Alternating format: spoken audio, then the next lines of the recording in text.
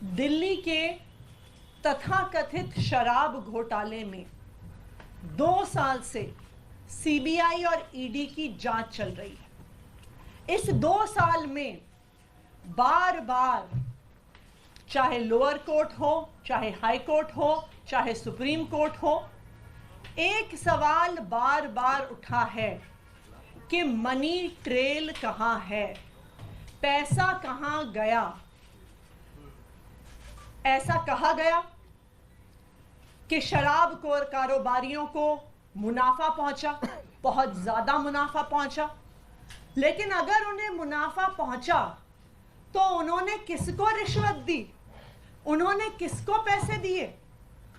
क्योंकि 2 साल की जांच के बाद, सैकड़ों रेड के बाद, हजारों लोगों को क्वेश्चन करने के बाद आम आदमी पार्टी के किसी भी नेता, किसी भी मंत्री, किसी भी कार्यकर्ता के पास से 1 रुपए की भी प्रोसीड्स ऑफ क्राइम की रिकवरी नहीं हुई। आज तक आम आदमी पार्टी के किसी भी नेता के पास प्रोसीड्स ऑफ क्राइम का, इस मनी ट्रेल का 1 रुपया भी नहीं मिला। और ये सवाल बार बार सुप्रीम कोर्ट ने भी कोर्ट में पूछा और अपने आदेश में भी लिखा कि मनी ट्रेल कहां है। अरविंद केजरीवाल जी को 2 दिन पहले इसी तथाकथित शराब घोटाले के तहत गिरफ्तार किया गया। अरविंद केजरीवाल जी की गिरफ्तारी सिर्फ एक व्यक्ति के बयान के आधार पर है। यह व्यक्ति कौन है? इस व्यक्ति का नाम है शरत चंद्र रेड्डी। शरत चंद्र रेड्डी औरोबिंदो फार्मा करके एक बहुत बड़ी दवाइयां बनाने की कंपनियों के मालिक हैं। इनके पास कई और कंपनियां भी हैं, जिसमें से 2 प्रमुख कंपनियां हैं, एपीएल हेल्थकेयर और यूजिया फार्मा। शरत चंद्र रेड्डी जी को भी दिल्ली की एक्साइज पॉलिसी में शराब के कुछ दुकानें मिली, उनको कुछ जोन मिले। शरत चंद्र रेड्डी को 9 नवंबर 2022 को क्वेश्चनिंग के लिए बुलाया गया और शरत चंद्र रेड्डी ने साफ साफ कह दिया कि मैं कभी अरविंद केजरीवाल से मिला नहीं, मेरी उनसे कोई बात नहीं हुई, मेरा आम आदमी पार्टी से कोई लेन देन नहीं है। जैसे ही उन्होंने कहा कि मैं अरविंद केजरीवाल से मिला नहीं, उनको तुरंत अगले दिन ईडी द्वारा गिरफ्तार कर लिया गया।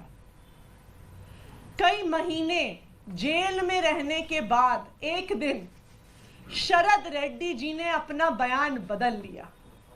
शरद रेड्डी जी कहते हैं कि मैं अरविंद केजरीवाल जी से मिला भी। शरद रेड्डी जी कहते हैं कि मेरी उनसे शराब घोटाले पे बात भी हुई। और जैसे ही शरद रेड्डी ये कहते हैं, उनको जमानत भी मिल जाती है ईडी के द्वारा। लेकिन ये तो सिर्फ बयान है। पैसा कहां है? मनी ट्रेल कहां है? क्योंकि बीजेपी और उनका राइट हैंड इन्फोर्समेंट डायरेक्टरेट तो बार बार कह रहे हैं कि शराब घोटाले में पैसा बना और शराब के दुकानदारों ने इस पैसे को भ्रष्टाचार में, इस पैसे को रिश्वत के तौर पे दिया। लेकिन ये तो शरत चंद्र रेड्डी का सिर्फ बयान है, जिसके आधार पर अरविंद केजरीवाल को गिरफ्तार किया गया है। मनी ट्रेल कहां है? मैं बताती हूं आपको कि मनी ट्रेल कहां है।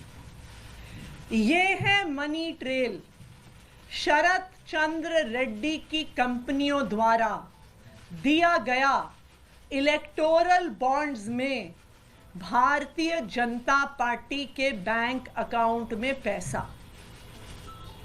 आज ये मनी ट्रेल पूरे देश के सामने आ गई है कि शरत चंद्र रेड्डी, औरोबिंदो फार्मा का मालिक, एपीएल हेल्थकेयर का मालिक, यूजिया फार्मा का मालिक, शराब का कारोबारी, उसने 4.5 करोड़ रुपए के इलेक्टोरल बॉन्ड्स दिए एक्साइज पॉलिसी के बनने के दौरान भारतीय जनता पार्टी को।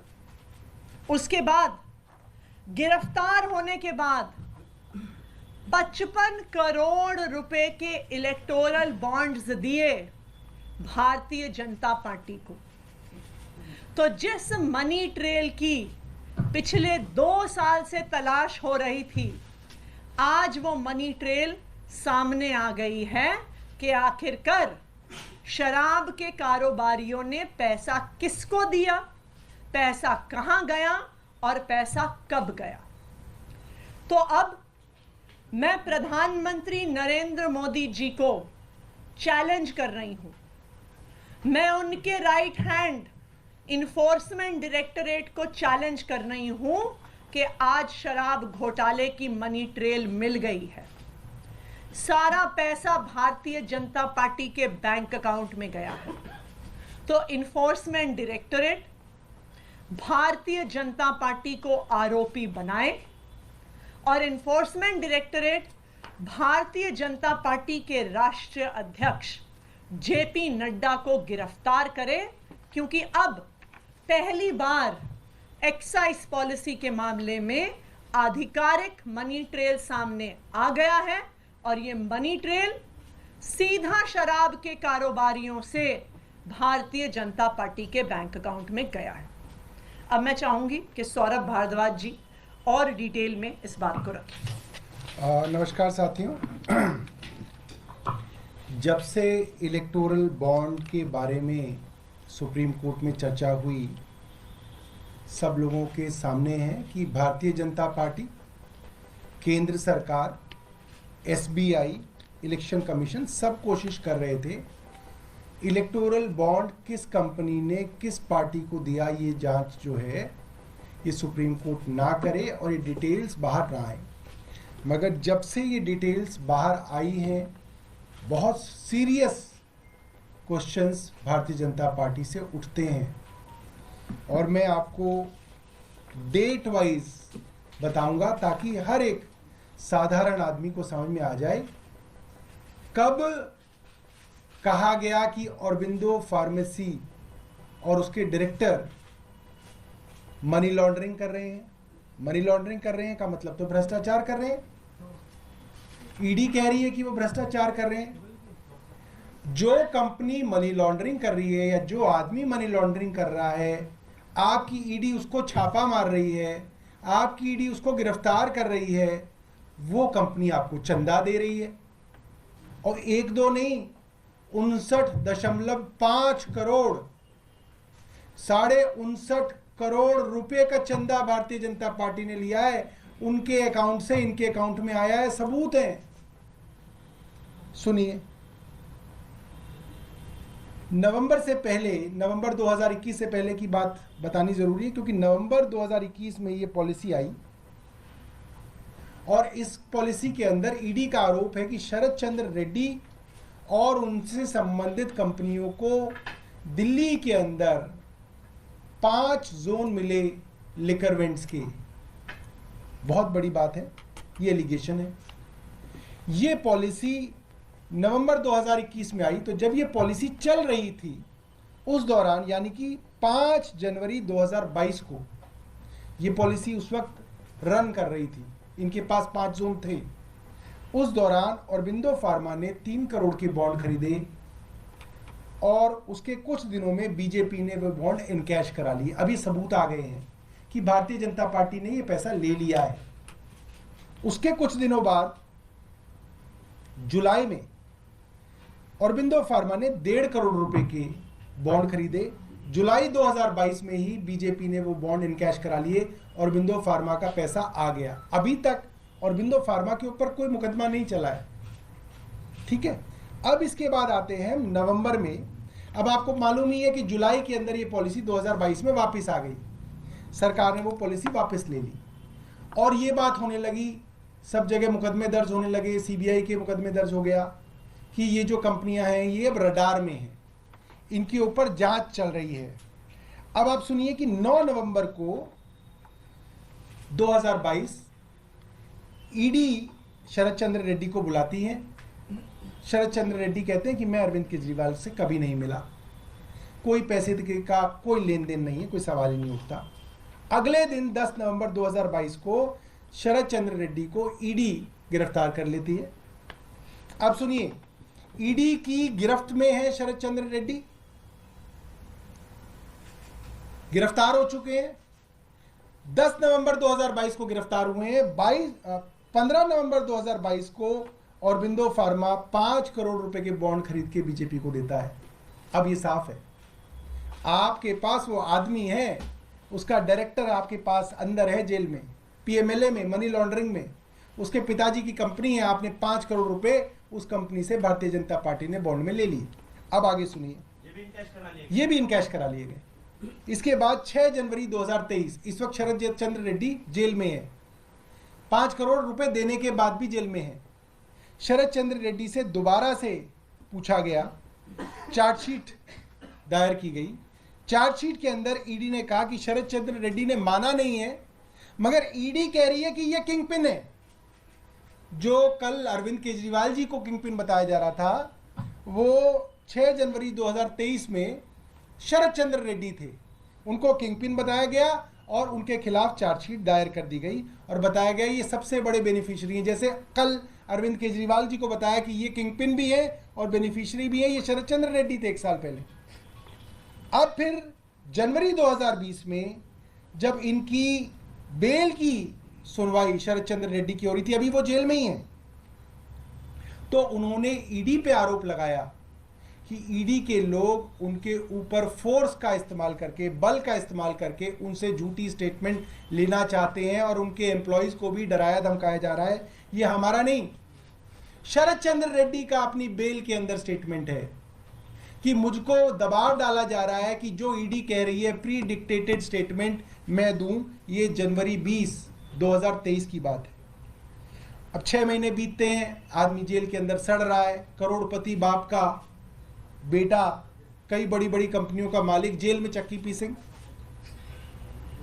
अप्रैल आ गया, अप्रैल के अंदर अब आप देखिए क्या होता है। अप्रैल के अंदर करीब 6 महीने बाद शरद चंद्र रेड्डी स्टेटमेंट दे देते हैं कि हाँ मैंने 100 करोड़ रुपए दिए। 6 महीने बाद, कई बार स्टेटमेंट देने के बाद ये उन्होंने स्टेटमेंट दी।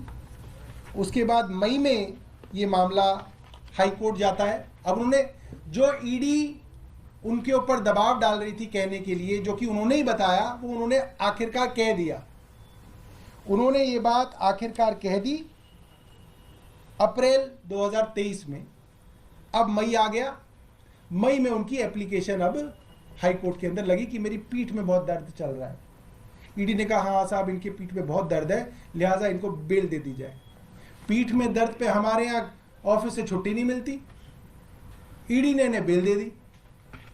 मिलती है किसी को पीठ में दर्द पे ऑफिस से छुट्टी? आप सब कैमरामैन हैं, सब लोग हैं, पत्रकार यहाँ पे, कौन एडिटर देता होगा? ईडी ने इनको बेल दे दी 8 मई 2023 को। और जैसे ही बेल मिली, पंछी आजाद हुआ। 2 जून 2023 को कहा गया सरकारी गवाह बने शरद चंद्र रेड्डी, मतलब सरकार की शरण में आ गए। अब जब शरण में आ गए तो जैसे जो भी शरण में आता है फिर वो प्रसाद चढ़ाना पड़ता है। फिर आप प्रसाद की कहानी सुनिए। जून 2023 में शरद चंद्र रेड्डी अप्रूवर बन जाते हैं और नवंबर 2023 में जब सरकार को पता है कि ये मनी लॉन्ड्रिंग का आरोपी है, इसने तथाकथित तौर पे 100 करोड़ रुपए की रिश्वत दी, ये जेल में था, उस आदमी से उसकी कंपनियों के थ्रू 3 कंपनी जिनके नाम आतिशी ने बताए, पहली कंपनी औरबिंदो फार्मा और उसकी 2 सब्सिडीज से 50 करोड़ रुपया भारतीय जनता पार्टी ने लिया।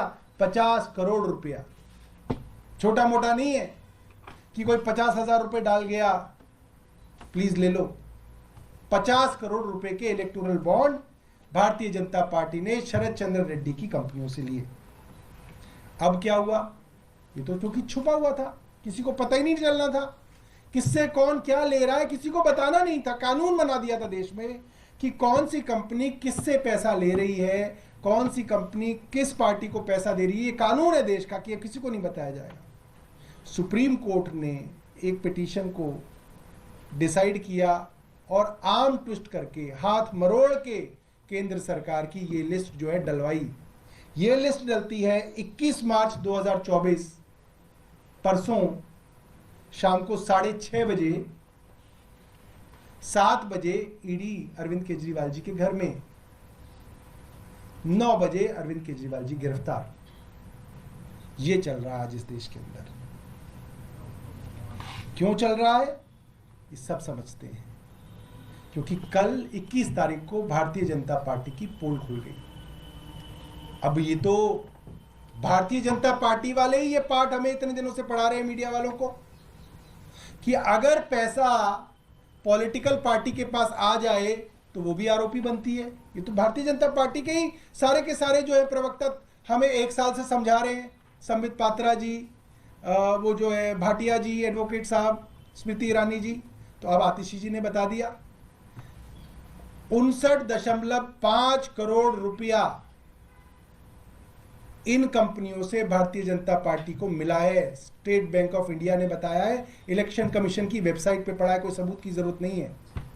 जिसमें 55 करोड़ रुपया वो है जब वो आरोपी बन गया था, जब भारतीय जनता पार्टी की केंद्र सरकार को पता चल गया था और पूरी दुनिया को पता चल गया था कि वो मनी लॉन्ड्रिंग का आरोपी है, उसके बाद भी इन्होंने उससे 55 करोड़ रुपए ले लिया। तो जैसा कि आतिशी जी ने कहा, इस मामले में क्योंकि मनी ट्रेल सीधे तौर पे भारतीय जनता पार्टी में जा रही है, प्रोसीड्स ऑफ क्राइम सीधा सीधा भारतीय जनता पार्टी तक पहुंच रहा है, लिहाजा भारतीय जनता पार्टी को इसी केस में आरोपी बनाना चाहिए। और जिस तरह से अरविंद केजरीवाल जी को गिरफ्तार किया गया, क्या कहा है कि भाई जिस पार्टी को फायदा मिला उसके कन्वीनर है। तो अब भारतीय जनता पार्टी को फायदा मिला, उसके कन्वीनर कौन है आप जानते हैं। उनको भी भाई ईडी जो है उनकी भी सेवा करे, सिर्फ अरविंद केजरीवाल जी की नहीं। तो ईडी से ये है कि ईडी जाए और भारतीय जनता पार्टी के जो प्रेसिडेंट हैं जेपी नड्डा जी, उनसे पूछताछ करे, और अगर पूछताछ में वो सहयोग नहीं करते तो उनको भी गिरफ्तार किया जाए और भारतीय जनता पार्टी को आरोपी बनाया जाए।